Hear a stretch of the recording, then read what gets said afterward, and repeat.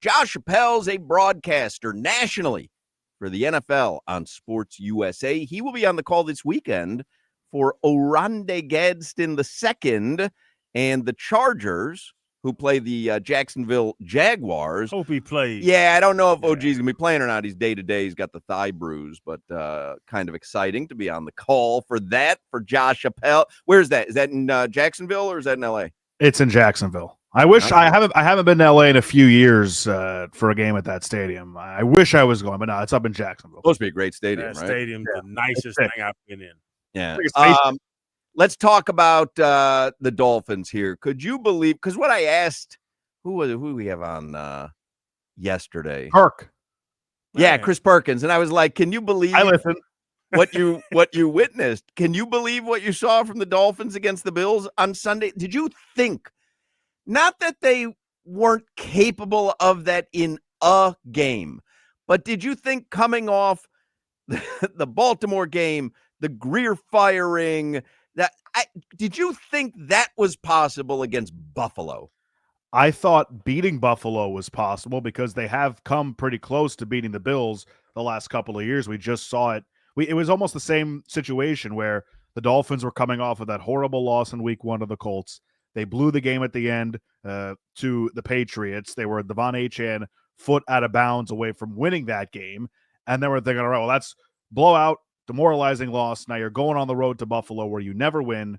This is going to go terribly. And the Dolphins executed a really good game plan and made 2 crucial mistakes in that game and lost. And that was on the road in primetime. So now you come home in November, obviously hottest month of the year in South Florida. So the Bills are obviously going to be affected by that. I think Greg Rousseau is going to make another OSHA complaint after Sunday's game. Quotes are ridiculous. But the Dolphins honestly did something very similar in Sunday's game that they did in Buffalo.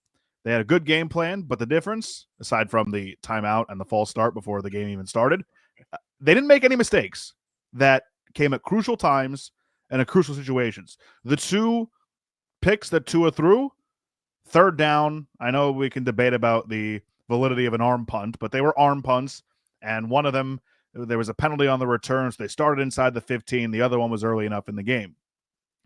They played really well. I was surprised that they were able to hold James Cook in check the way they were able to. And the same with Josh Allen just kind of looks off. The Bills are going through something right now where there's a disconnect between the skill guys and Josh Allen, and it feels like Josh is trying to overcompensate for it more than he normally does. And the Dolphins were able to create some turnovers, force some mistakes. And yeah, I'm shocked that they won the game by 3 scores. I'm not shocked that they necessarily won, but the manner in which it happened, yeah, that's pretty shocking. And Josh, what's your take on this arm punt thing? It's Vince Lombardi, Jimmy Johnson, you can name all, Andy Reid, nobody arm punt. I think it's dumb. I really do believe it's dumb. There's less tacklers on the field. If a good returner gets the ball, he can run it back. I don't get the arm punt where, okay, well, it was going to be down there anyway. Let him have a chance to catch it. I don't agree with that. If it's 3rd and like 15 or 3rd and 22 because you've gotten a penalty or 2 on the drive and you heave something up deep and it gets picked off, I'm okay with an arm punt in that spot. On 3rd and 10, get 12 yards. You have a million plays that you can attack the middle of the field and get a first down. And if you don't get it, okay, then you punt. But give yourself a chance instead of just chucking it up in the double coverage. So or maybe once in a blue moon, like not as part of your game plan. Anytime there's going to be 3rd and 10, let it fly. Just let it fly. Because I like a 50-50 ball. I like when you throw deep and you could get a PI. Like there's things that can happen on the positive, but that does seem a little weird. Every time 3rd and 10, you're just going to arm punt it. Seems, I don't know, a little bit suspect. Bizarre, yeah.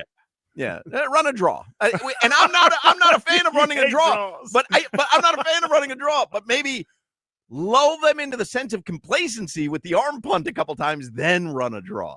I would much rather see the swing pass with no blockers on the edge to Devon Achane. The reverse pass, the pass behind the line of scrimmage. Yep. Yeah. Josh Appel is with us. Does Sunday's game lead you to any broad conclusions about anything?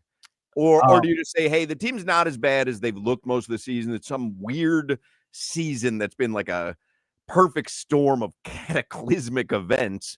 Or do you take it even further and go, you know what? They're better than people think. They're like, what do you make any broad conclusions from Sunday? No, because we saw them put together a great performance against Atlanta and then follow it up with an absolute dud. You've got to see this over the next 3 games. I think it was Crowder yesterday who said, well, you've got the Commanders, the Saints, and the Jets all coming up next.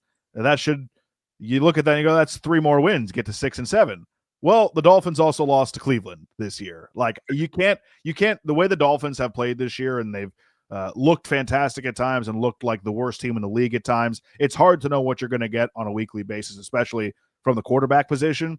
So I think to say that those are a shoe-in 3 wins coming up, or to make any grand conclusions, you can't really do until you see them replicate this performance a little more consistently. I'm not saying they got to blow everybody out by 3 scores every week and win, but, string together multiple wins in a row. And the schedule's setting up for it that way, but I don't know that you can trust them to do that. But is it anything, or is it just, hey, enjoy a fun win over Buffalo where everything went right for Miami, everything went wrong for Buffalo? Just enjoy it, Dolphins fans. Don't worry what it means. Well, yeah, definitely enjoy it. It's a good win, a team that the Dolphins never beat, but I also don't think that you can really extrapolate much from it big picture, because I still think they have the same general issues that they've always had all season long and all off season long. Although maybe Juju Brents, is that a player? Wow, Chris Greer signing. But Josh, to that point where I don't know what Chris Greer could have done. Maybe he was holding Juju or hiding Juju Brents on the practice squad. I don't know what he did to make them be able to look different against the Bills, but is it good for them? Let's say they do have 3. I don't want to say cupcakes, because the Dolphins, they would be considered a cupcake too. It's a cupcake bowl going on for the next 3 weeks. But for them to beat those 3 teams, let's say now we're sitting at 6 and 7. Then they go ahead and 2 and 8, 9, something like that. Is that good for them with this terrible start for them to end strong? Now you're going to have people jumping back. Solana's already getting back on the Mick bandwagon, whatever he calls it. I just think we'll be right back in the place we have been for years and years and years with these coaches. Do we like him? Do we not like him? I think that it depends on your perspective, whether or not that's good. If you're Mike McDaniel, that's great, because that means you've kept the buy-in of the team and you're likely keeping your job going into next season. If you are a general fan of this franchise and you want this era to be over, then going on a winning streak here and being in the hunt graphic for the final few weeks, maybe not so great. But at the same time, I'm intrigued by Fernando Mendoza. I'm intrigued by Dante Moore. I think Ty Simpson has done a lot of things to get into this conversation for the top quarterback in the draft. I don't know that this is the year to be the worst team in the league to need a quarterback. Those guys might be good, but by all accounts, this is a quote-unquote weaker quarterback class. For the long-term health of the franchise, probably better off if they, don't win a lot towards the end, but you never want to poo-poo winning. Winning is always fun. Sunday was fun. It was fun. So, we understand the benefits of a higher draft pick, and you also understand the fun that comes with winning. I'm not going to hate on winning. I just don't want to go back in with another. I don't go into 2026 and we come out again at 1 and 3, and we're all sitting here. We saw this last year, right? But they won 5 at the end. I don't want to be in that situation. There's a very good chance that happens. but it's funny because this would be the 3rd time in Tua's career that it happens. Yeah. Did it with Flores, did it with McDaniel, and now they're. I feel like he's just about to get over the hump. I think next season is actually that if season. He can just stay healthy. I'd bring Greer back, but that's me. I saw enough from Juju Brents that made me think this guy can identify talent. Hey, and how about Riley Patterson? He misses the extra point, maybe one of the worst extra points I've ever seen attempted in an NFL game, but he bounced right back with that 48-yarder later in the game. Even Riley Patterson. Got to give him some respect. Chris Greer can't kick over 50 yards. They can't even try, but you got to give him some respect, I guess. What do you expect Sunday in Spain? Because they seemed revitalized, and Washington is banged up beyond belief. But the Dolphins don't have a great track record when it comes to these international games either. Okay, so I just had the Commanders over the weekend against the Lions. Not only is Marshawn Lattimore done for the season with a torn ACL, he didn't play, but their other rookie corner who's drafted in the second round, he has a fractured tibia, I believe. It's either a tibia or fibula. So I doubt he's going to play on Sunday. So they've got Jonathan Jones, who also had his groin act up in the middle of that game. I can't remember if he came back or not, but he left for a moment, then walked back to the sideline, but it was such a blowout. I don't know that they put him back in. Then you've got Noah Igbenogany and another guy off their practice squad playing a corner. If the Dolphins offense can't have success against a team like that, who's also going to be without Daron Payne because he punched Amon-Ra St. Brown. Dolphins team total over, maybe? And he got suspended. This is a Washington team that has lost 3 consecutive games by 20 or more points. They are getting blown out every single week. There's no Terry McLaurin. There's no Austin Eckler. There's no Jaden Daniels. Bill Krosky-Merritt and Chris Rodriguez are the 2 running backs there. Like, it is as depleted of a roster right now, especially on defense, that you'll find in the NFL. And if the Dolphins can't take advantage of that, well, we'll be having a similar conversation to a lot of the other segments we've done this year. Dolphins team total is 25.5. I would take it. Josh's point. Hell, they're playing with kids off the street. Did you see what Jahmyr Gibbs did to their defense last week? You don't think the Dolphins are going to try and use Achane that way? You see what? Because I'm worried about Noah Igbenogany. Because did you see what Jalen Phillips did last night? Green Bay Packers. I'm not supposed to be mad at that, right? Nah, but man, it's so perfect. Like, you can't be mad at it, but it is perfect, absolutely perfect. Appel, the McRib is back. This is a soft. It's a soft rollout of the McRib. Sometimes it comes back with a lot of fanfare. This time it's just kind of appearing at select McDonald's locations. You had your first McRib with me, right? Mm-hmm. Last year when it came out. Yes. And you have not changed your mind on this? Because you only had like 1 or 2 bites, right? Yeah, I could not stomach anymore. I went and ordered 2 McChickens after that because I couldn't stand the taste of the McRib. What was it that you didn't like? Because I'm trying to. Why are you laughing? The sandwich. Obviously, he didn't like let me think about it. Everything. Well, you don't like barbecue sauce? I will use barbecue sauce. Like a pulled pork sandwich, a barbecue chicken sandwich. Sure. I know what that meat looks like before they put it on one of those press machines to heat it up. I can't imagine. It looks like any flank steak. What flank steaks do you eat? It looks like a flank steak. That patty looks like a flank steak? Yeah, like a nice thin little flank steak. You could build another McDonald's with the frozen McRibs because they look like bricks. What are you talking about, man? That's how the burgers look too when they're frozen. That's crazy, dog. And that roll is so tasty. Yeah. So you're not in for a McRib outing?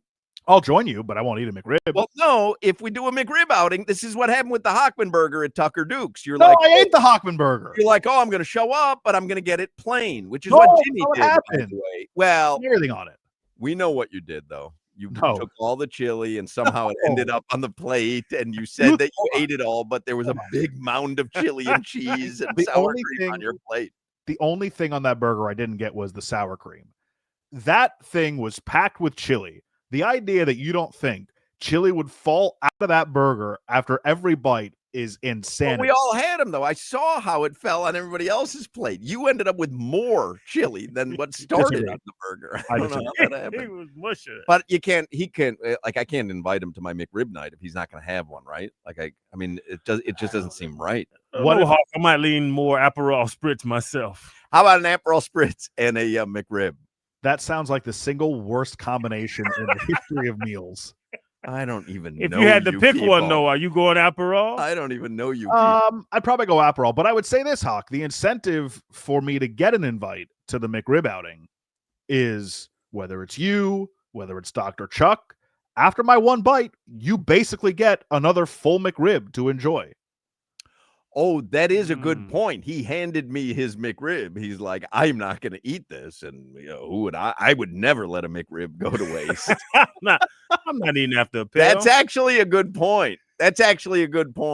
I get an extra McRib if I invite Appel, but I think I end up paying for everything. So I think I'm actually buying a McRib with a bite in it. I think it's a terrible transaction for me. You're not above that. Hey, Appel, Hawk hadn't figured out. I'm not above anything. He pays for everything anytime we go anywhere. It's crazy. We got to stop having events. I snuck up on you the other night. Oh, I know. That was not sneaky. Wait, Crowder, you don't even do the thing where you take out the wallet and you like pat it and then you make Hawk give you the little brush off it. No, I got it. You got to do the act. Listen, first 4 or 5 times I did it. No, it's just like, oh, big man over there got it. Yeah, blue shirt. Josh is always like, yeah. I got you. And he hands me 4 singles. I got you. I'll handle the tip. Here's $2. All right. I do tip the people, though. I'll shoot them a little 20. Josh Appel. He will be on the call for Sports USA Sunday in Jacksonville. Hopefully, Aronde Gadsden II will be playing. Thank you, Josh. Appreciate you guys.